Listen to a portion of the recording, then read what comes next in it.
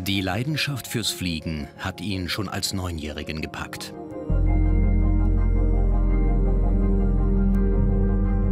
Heute ist er einer der weltbesten Gleitschirmpiloten und fliegt auf dem ganzen Globus von Erfolg zu Erfolg. Chrigel Maurer, der Adler von Adelboden.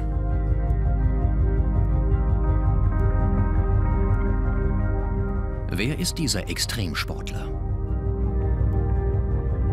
Was treibt ihn an auf der Suche nach der ultimativen Herausforderung?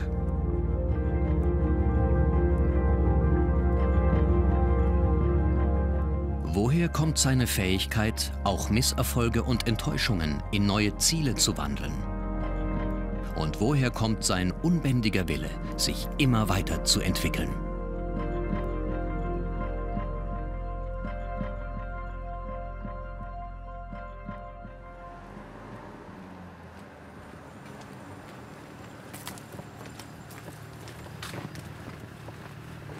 (5:30 Uhr) in Navata, einem kleinen Dorf in den spanischen Pyrenäen.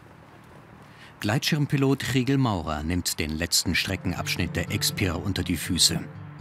Das Abenteuerrennen führt entlang der französisch-spanischen Grenze über 440 Kilometer vom Atlantik zum Mittelmeer. Chrigel ist heute extra früh losmarschiert. Er will die mörderische Hitze vermeiden, die am Tag über der flachen Ebene vor ihm liegt.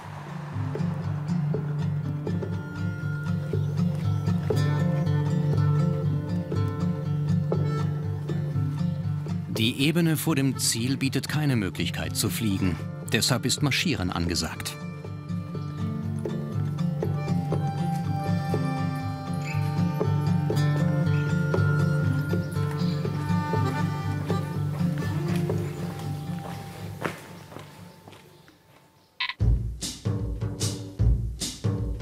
Es ist der 5. Tag der Expir. Seit 2 Tagen liegt Chrigel in Führung. Mittlerweile mit 60 Kilometer Vorsprung auf den nächsten Konkurrenten. Noch 70 Kilometer trennen ihn vom Ziel.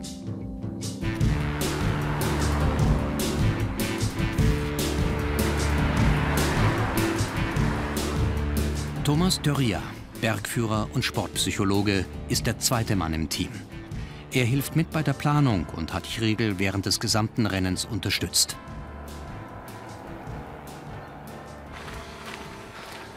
Die letzten Meter ins Ziel begleitet er Chrigel.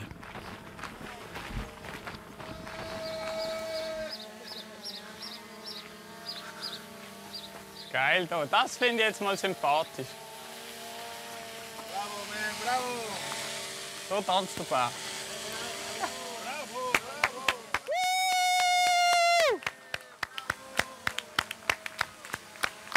Bravo, Chrigel! Leg dort vorne ins Ziel. Du bist noch nicht im Ziel, kann noch alles passieren. Das Eintreffen der beiden kommt für die Veranstalter unvorbereitet. Niemand hat damit gerechnet, dass das Rennen in nur 5 Tagen zu gewinnen ist. Chrigel, geile Sieg.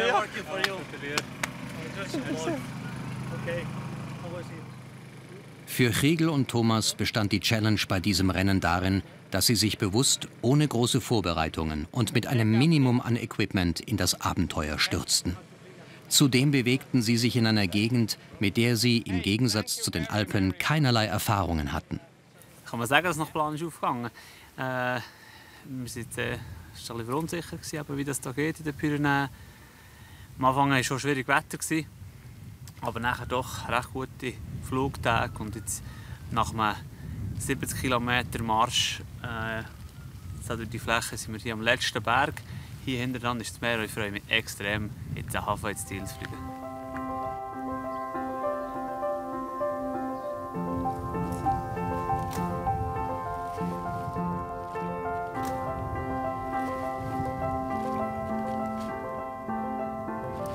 Die Fläche jetzt, in dieser Zeit, die Konkurrenz ist jetzt gerade dran, es muss unaushaltbar sein. Morgen um 5:30 bis um 10 Uhr ist es noch einigermaßen gegangen, aber schon dann ist es extrem heiß geworden. Und ja, ein bisschen Mitleid mit dem.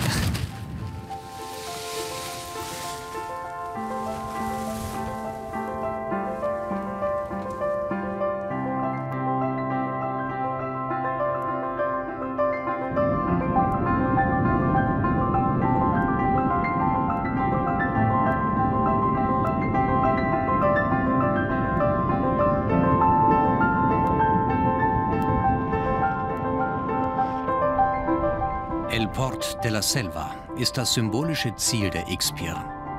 Der abschließende Flug, wohlverdienter Lohn für die Anstrengung der letzten Tage.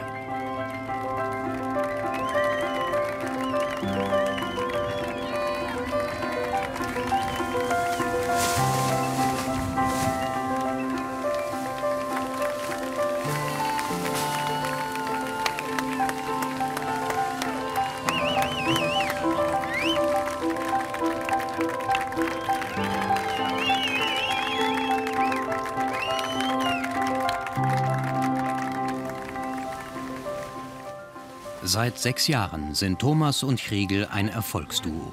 Ihre Zusammenarbeit begann mit den X-Alps, die sie in der Zwischenzeit 3-mal gewonnen haben. Nach jedem Wettkampf stellen sich die beiden einer kritischen Analyse, in der sie ihre Strategie und ihre Leistung beurteilen. Zeit dazu haben sie. Die Konkurrenten werden frühestens in einem Tag erwartet. Also ich habe das Gefühl, zusammenfassend, es war mal anders hier. In allen Bereichen. Mit dem Minimum-Equipment war es so viel anders. Die Kommunikation war schlechter. Wegen dem Nadelempfang. Das Internet ist nicht gegangen. Also es war ganz viel anders. Und bis auf meine Ausrüstung und wenn ich in der Luft war, dass ich wusste, wie funktionieren, war auch alles anders. Sogar noch die Thermik und die Geier waren anders. Ist echt alles anders? Geier fliegen viel schlechter als die Adler. Wirklich? Ja. Meine Rolle ist noch recht kompliziert. Das verstand ich manchmal selber nicht. Und wenn ich jetzt auf diese Woche zurückschaue, habe ich das Gefühl, ist es überhaupt nicht so wichtig, was ich jetzt mache. Weil vielleicht das Wichtigste ist, dass ich mithelfen kann, dass wir etwas lernen. Das eine ist der Wettkampf, die Woche, und das andere ist die Vorbereitung. X Monate. Und ich glaube, was bei unserer Zusammenarbeit vielleicht der Punkt ist, ist, dass uns ganz viel über ein paar Jahre klar geworden ist und dass wir zusammen haben können, eigentlich die Sportart erlernen. Es ist ja noch spannend, dass ich am Anfang wie jemanden gesucht habe, einen Support, der eben die Aufgaben machen kann, aber auch noch Bergführer ist, der mich über die Alpen begleiten kann. Jetzt hier in den Pyrenäen war das weniger wichtig. Also jemand, der Spaghetti kochen und Auto fahren kann, hätte eigentlich gelangt. Aber gleich ist halt das Gefühl da, oder gut, wir so in dieser Konstellation haben es schon mal gut können. Also ist es naheliegend, dass man es hier auch so machen will. Ich habe das Gefühl, Kriegel ist vielleicht gleich mal so weit, dass ich sagen könnte, ich probiere im Rennen anzupporten und an den Start zu gehen. Ich nehme einfach ein paar Euros mit. Habe ich jetzt das Gefühl, war extrem spannend. Ja. Und ich finde das aber auch etwas Schönes. Ich habe das Gefühl, wenn in einer Zusammenarbeit eine Abhängigkeit entsteht, ist es ein Alarmzeichen. Also wenn man irgendwie sich so organisiert, dass es immer beide braucht, dann kriegt es eine Schwere. Und ich denke, wenn der Kriegel mal so weit ist, dass er es allein hat, das wäre das Geilste, oder? The winner of Expir 2014, Thomas Turillat, Kriegel Maurer.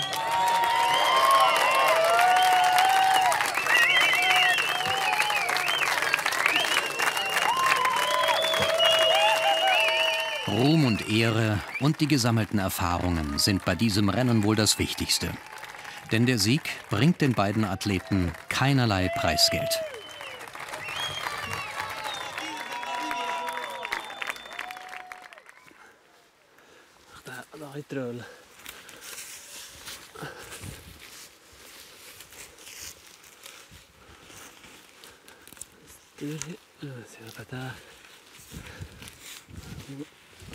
Nach Wettkämpfen in aller Welt kehrt Kriegel gerne zurück ins heimische Adelboden. Die Intensitätswechsel die sind eigentlich für mich normal. Und ich genieße das eigentlich auch. Also ich tue mich gerne auf etwas vorbereiten. Die Anspannung steigt, die Vorfreude steigt. Und dann hat man die intensive Zeit und dann ist es vorbei.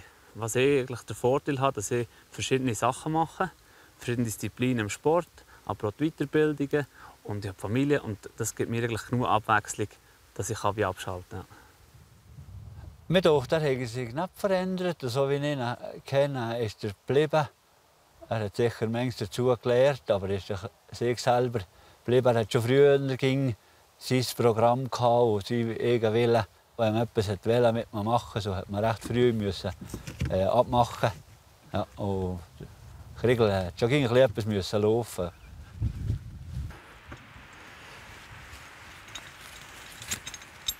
Lange hält es Kriegel auch heutzutage nicht aus, ohne seiner Leidenschaft zu frönen. Wenn es lange nichts passiert, dann kommt mir sicher irgendetwas in den Sinn, dass ich mir etwas habe, wo ich mich darauf freuen und vorbereiten kann.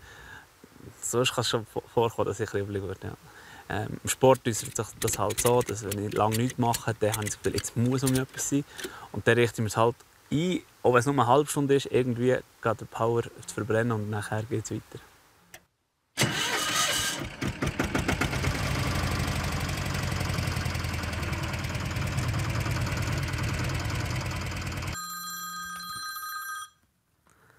Ja, hallo.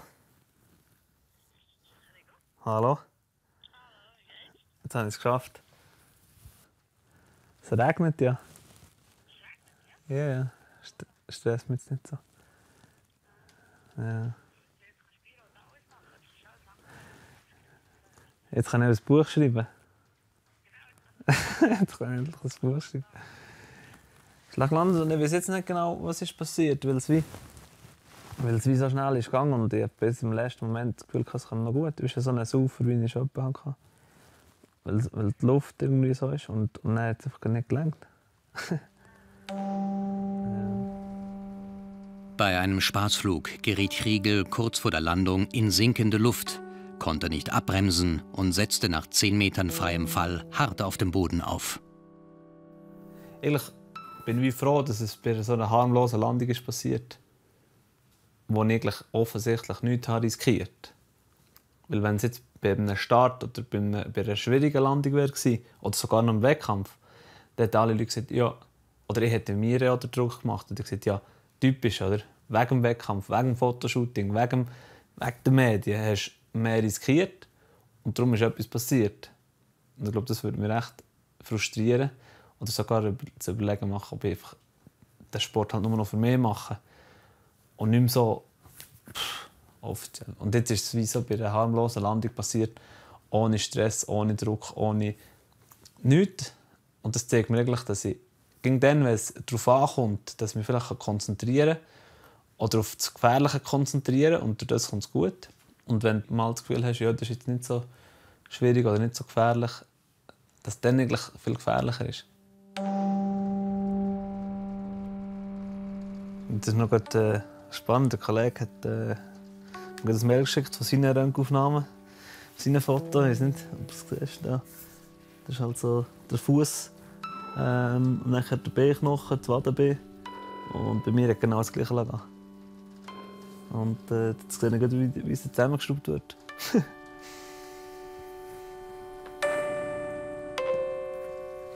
Um den komplizierten Splitterknochenbruch operieren zu können, muss das Bein erst einmal während 8 Tagen abschwellen. In den 16 Jahren ist dies der erste Unfall für Kriegel. Aber mit der Möglichkeit auseinandergesetzt hat er sich schon. Ein guter Freund ist vor 5 Jahren beim Gleitschirmfliegen tödlich verunfallt. Also ich glaube, durch die Situation oder durch diesen Unfall konnte ich nachher wirklich ein Schicksal akzeptieren. Und das hat mir wirklich viel gebracht. Und ich habe halt schon manchmal Situationen, wo ich das Gefühl habe, jetzt mache ich es besonders gut, weil der ist gesund, dann kommt es gut. Und Situationen, wo ich das Gefühl habe, jetzt habe ich es nicht mehr im Griff, jetzt ist halt die Frage, was das Schicksal entscheidet. Und irgendwie kann ich mit beiden Situationen leben. Also, wenn ich etwas dazu steuern kann, dann gebe ich mir besonders Mühe, dass es gut kommt. Und denke nicht, ja, jetzt gucken wir nicht mal, was das Schicksal hat geplant. Und wenn es aber nicht mehr gut kommt, dann hoffe ich schon, dass das Schicksal so gut ist, dass es noch nicht Zeit ist.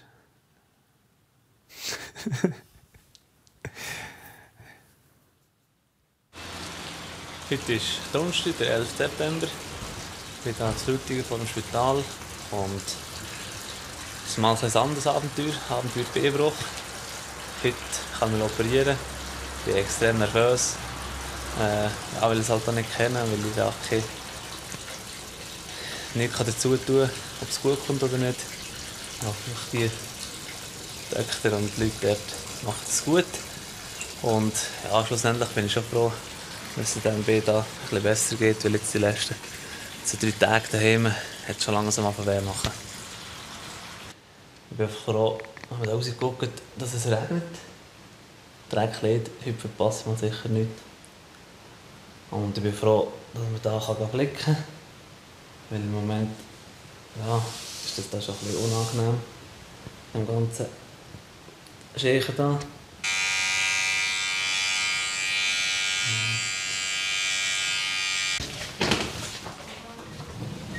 So. Wollen Sie mal in die Vorbereitung? Geht's momentan mit dem Liegen? Ja, super.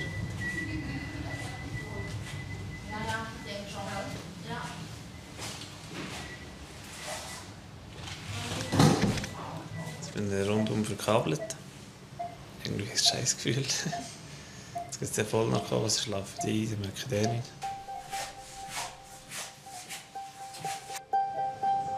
Ich würde im Leben probieren, auf viel mehr aufzupassen, dass ich mein Körper gesund bleibt. Weil das ist etwas vom Wichtigsten, merke ich gerade. Weil hier ziehen ist gar nicht lustig.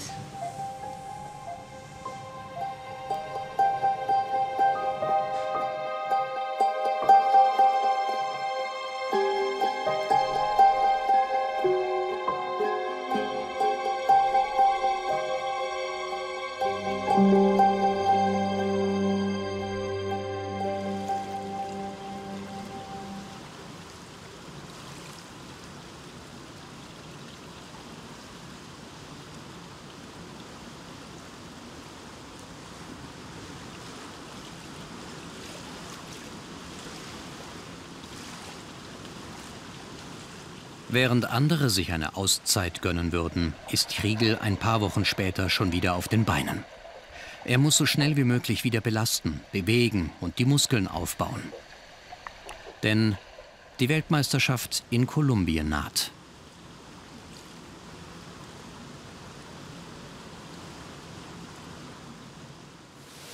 Also es ist sehr mühsam, das Ganze. Also, kleine Sachen sind plötzlich extrem schwierig.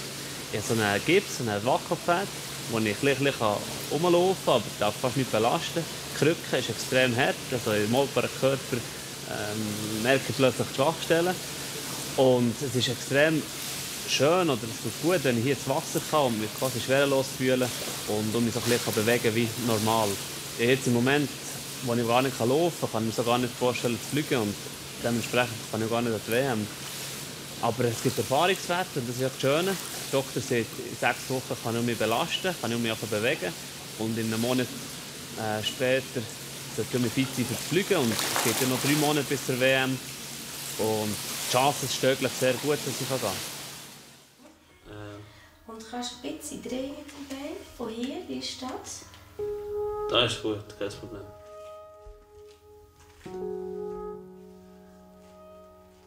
Immer zur Mitte, Richtung Narbe.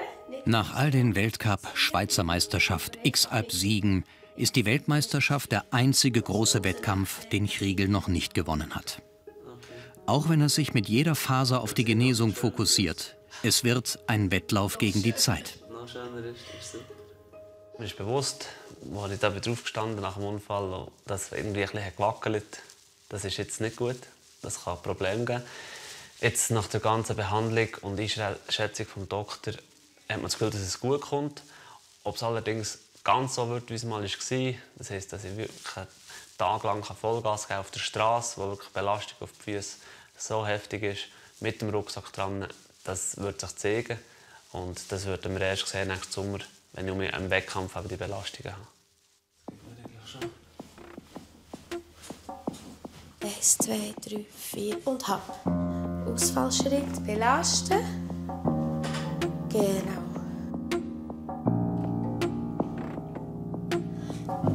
Gut. Und korrigieren.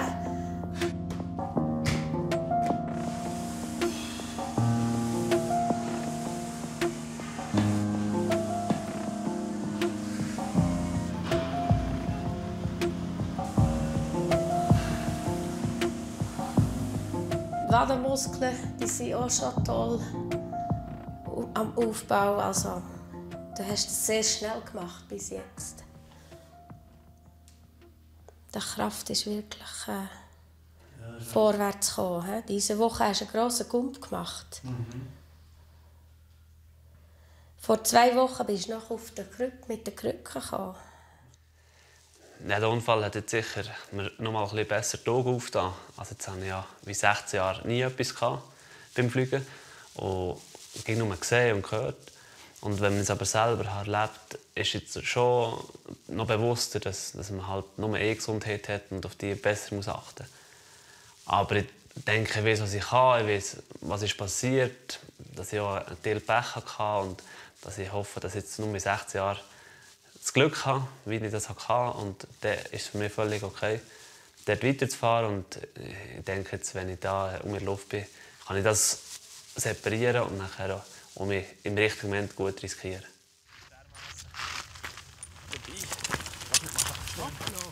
Seit dem Unfall sind 7 Wochen vergangen. Kriegel trägt zur Sicherheit eine Schiene. Aber jetzt hält ihn nichts mehr auf dem Boden. Fluglehrer Stefan Keller, nach einem Flugunfall eine Zeit lang querschnittgelähmt, begleitet ihn auf die Planplatten oberhalb von Meiringen. Er weiß aus eigener Erfahrung, wie stark der Drang zum Fliegen sein kann. So.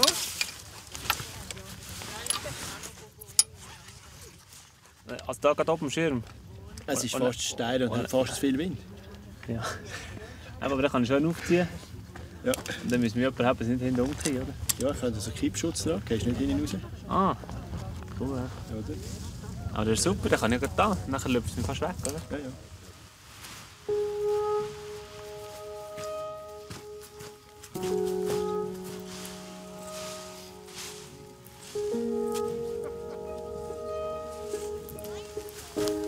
Stefan hat diesen Stuhl seinerzeit entwickelt, um trotz Querschnittlähmung mit dem Gleitschirm fliegen zu können.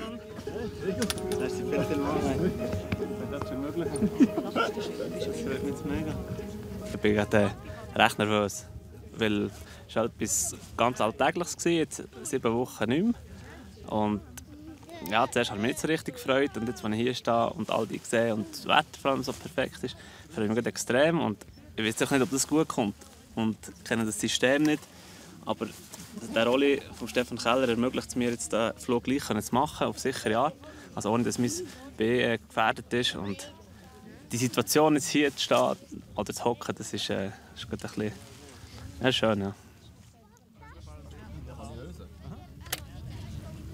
Stefan, bist du gut? Ja, ist gut. Also, tschüss. Bist du bereit? Ja.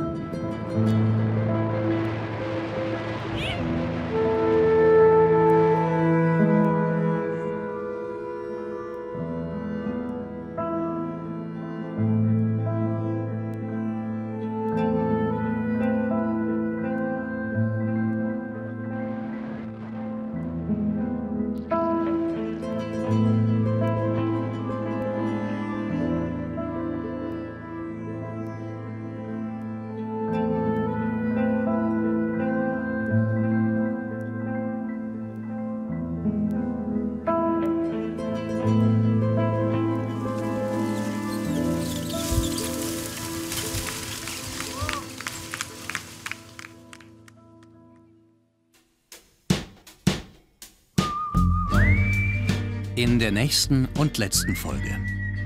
Kriegel Maurer an der Streckenflug-Weltmeisterschaft in Kolumbien. Wird er es schaffen, sie zum ersten Mal zu gewinnen? Oder stehen ihm die Folgen des Unfalls im Weg?